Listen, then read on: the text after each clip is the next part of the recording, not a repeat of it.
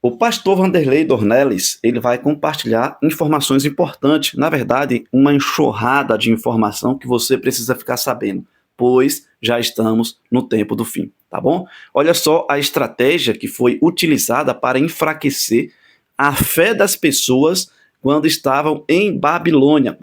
Quais foram a estratégia para que eles pudessem se fragilizar na fé e aceitar os decretos do rei e até mesmo fazer parte da adoração.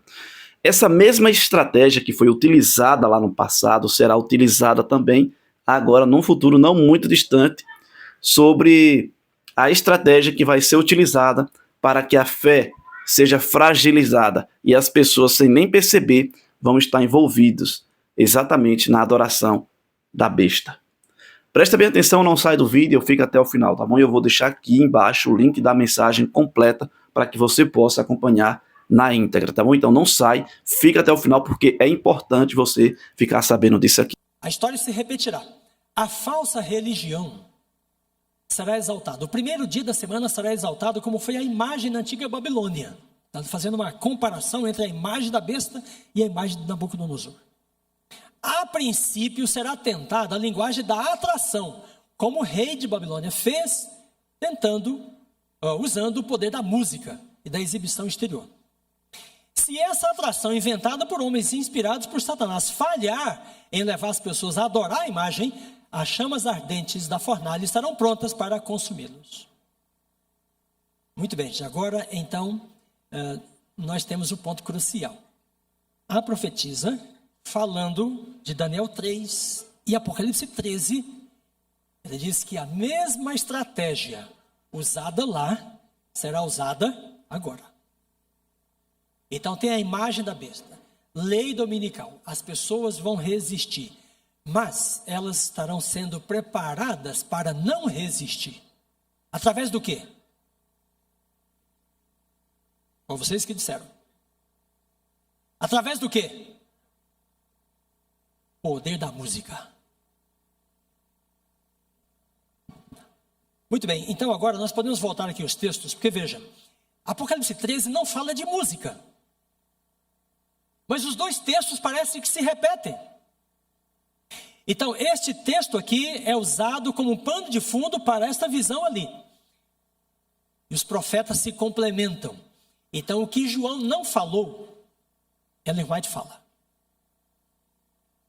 Ele não percebeu, não foi um ponto, né, importante na visão dele. Mas aí vem a profetisa e complementa a visão. E ele diz, então, o poder da música será usado como um poder de atração e sedução.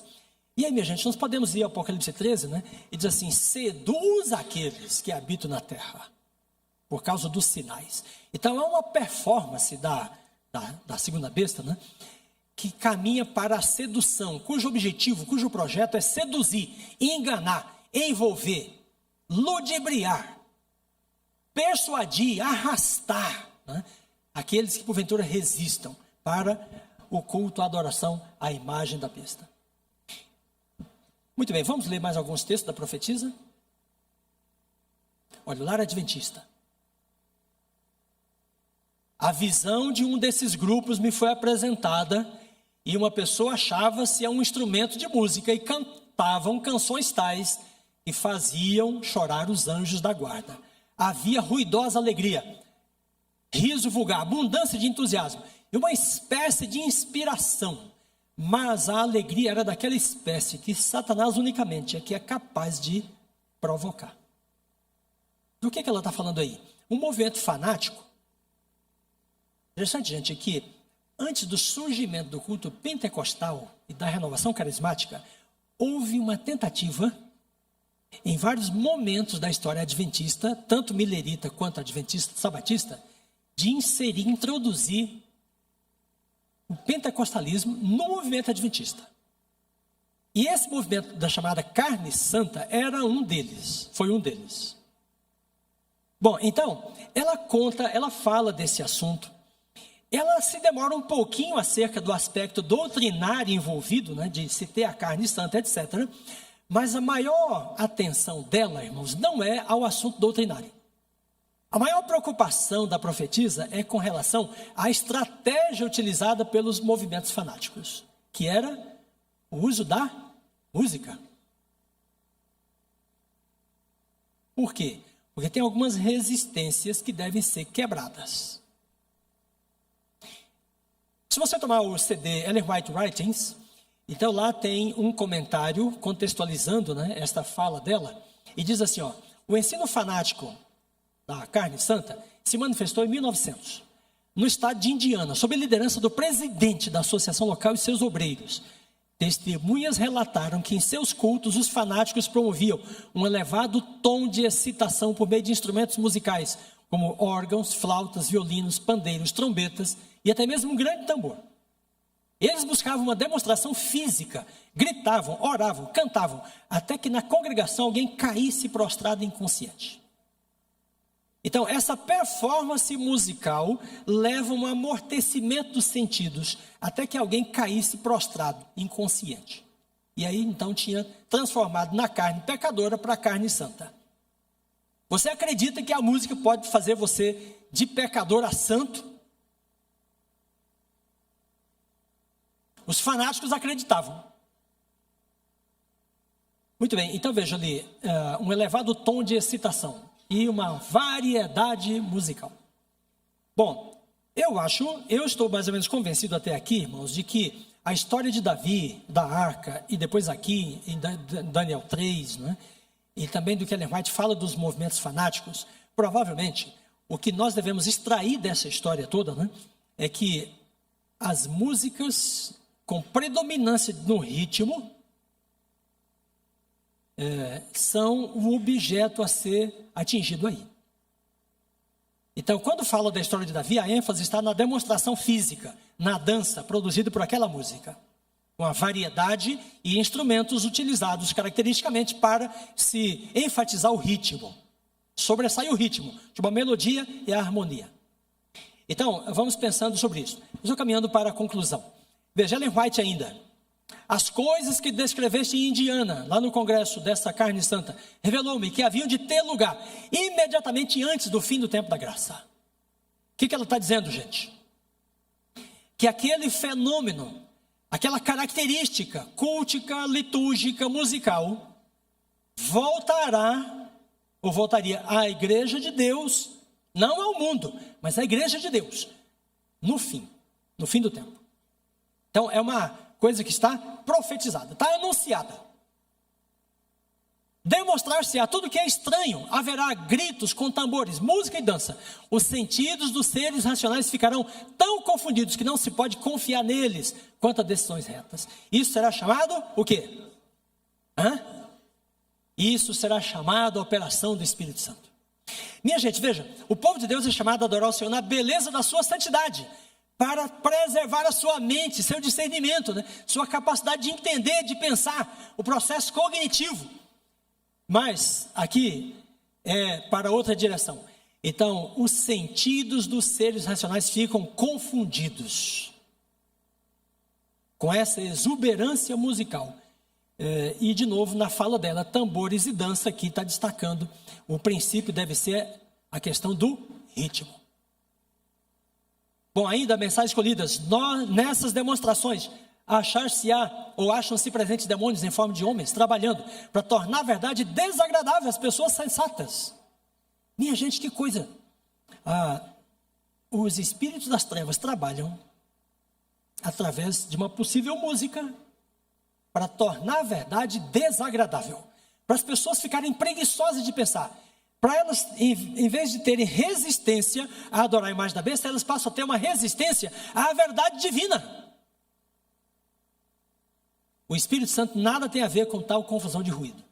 Então, minha gente, o que está no mundo hoje e dentro das igrejas é uma falsa demonstração do poder do Espírito Santo. As pessoas riem, elas se alegram, elas choram, elas caem pelo chão, elas entram em êxtase, elas têm visões. Elas se sentem curadas nesta espécie de manifestação do Espírito Santo. Mas que a profetisa está dizendo, quem está atuando não é o Espírito de Deus, é outro tipo de Espírito. Satanás opera entre a algazarra e a confusão de tal música, essas coisas que aconteceram no passado, onde ocorrer no futuro. Satanás fará da música um laço pela maneira como é dirigida.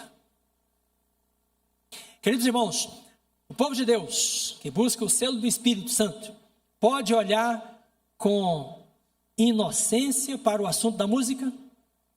Nós podemos nos dar o luxo de dizer, não, a música é apenas um adereço, é uma variação musical. Os músicos vão fazer o melhor deles. Não, a música tem que ser um assunto, né, de estudo, de oração. A música está dentro da profecia.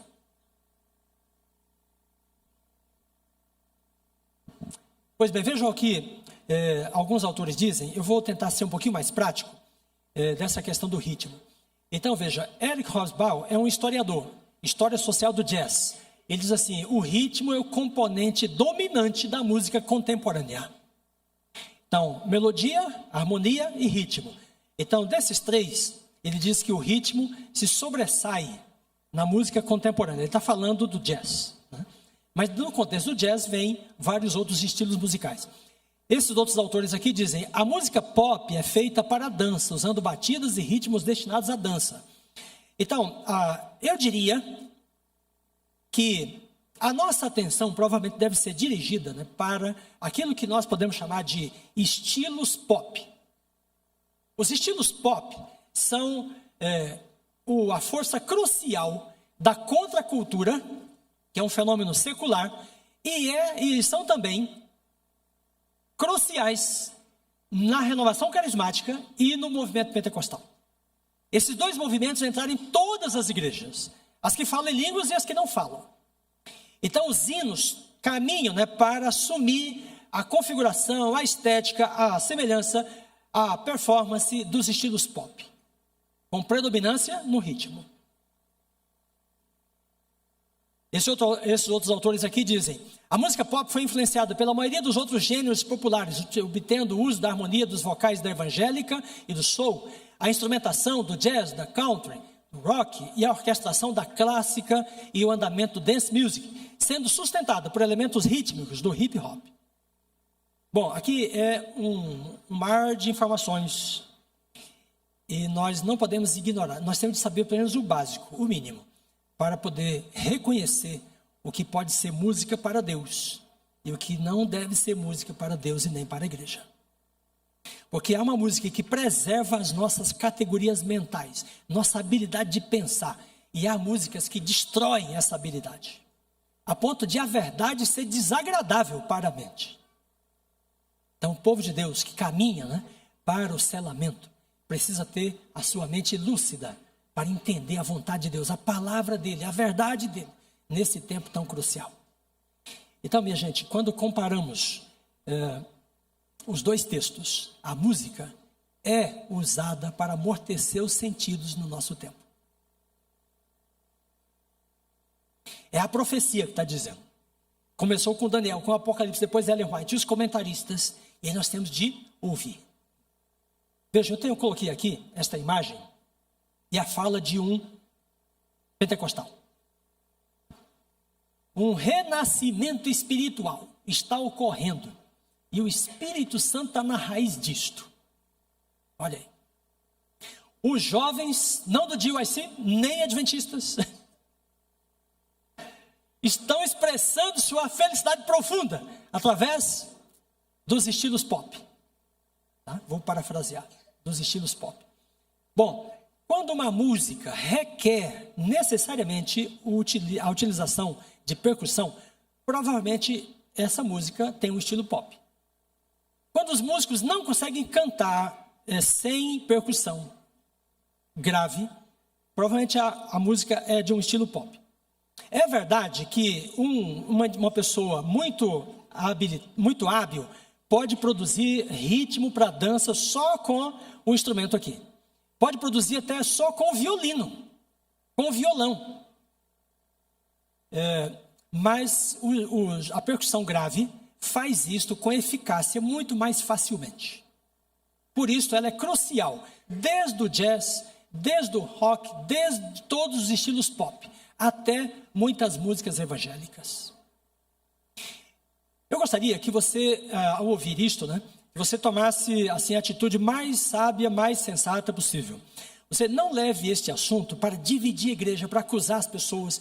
Não fique perguntando por que isso aqui e ali. Não, não. Você toma esse assunto e pense, não, nós temos de estudar, temos de nos unir como igreja, pastores, anciãos, líderes, músicos, membros da igreja, para estudar e entender como podemos adorar a Deus na beleza da sua santidade. Você tome isto e pense na sua casa como a música tem sido utilizada. Porque, gente, vejam, há algum tempo atrás, as pessoas escutavam durante o dia o cântico dos pássaros, os sons da natureza, né? E então começaram a vir as tecnologias e a música então foi colocada. E as pessoas passam o dia todo agora escutando música. Tinha o rádio, depois vinha a TV, a internet, e agora você põe dentro da sua cabeça. Às vezes passa um carro, a batida é tão forte, né? Que eu fico descontrolado no volante, eu não consigo dirigir, eu tenho de esperar aquele carro passar. E eu fico pensando como que está a cabeça da pessoa que tem um headphone ali, né? E está batendo no ouvido dela o tempo todo, o dia todo, sabe? Isso tem um processo de controle da mente. Você tem de escolher, você tem de estar atento. Muito bem, chegamos já à conclusão. Vou ler esse texto de Ellen White, do Grande Conflito. Parece ser apropriado para finalizar o estudo desta manhã. Irmãos, vejam, ela diz, a verdade e a glória de Deus não podem ser separadas. É-nos impossível, com a Bíblia ao nosso alcance, honrar a Deus com opiniões errôneas. Seja acerca de alimentos, de vestimenta, de adereços, de música, de doutrina.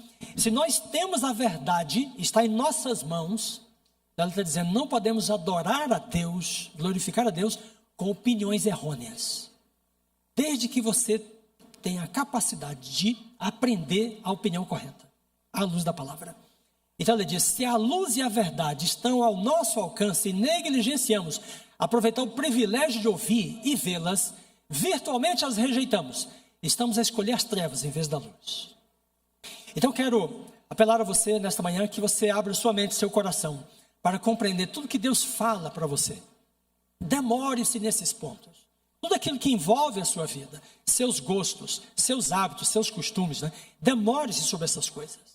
Porque a juventude que caminha para Cristo tem uma relação diferente com a tecnologia, com a cultura e com o mundo. É parte de seu testemunho, é parte de sua consagração, é parte de seu culto, né? A Deus na beleza da sua santidade. Deus abençoe, ilumine você, sua casa, sua igreja. Amém? Muito bem, não esquece de deixar o teu gostei no vídeo, só lembrando que o link vai estar aqui na descrição para que você possa acompanhar por completo esta mensagem. Comenta aí o que você achou da mensagem, também não esquece de compartilhar para outras pessoas, não esquece também de se inscrever aqui no canal. Que Deus ele te abençoe.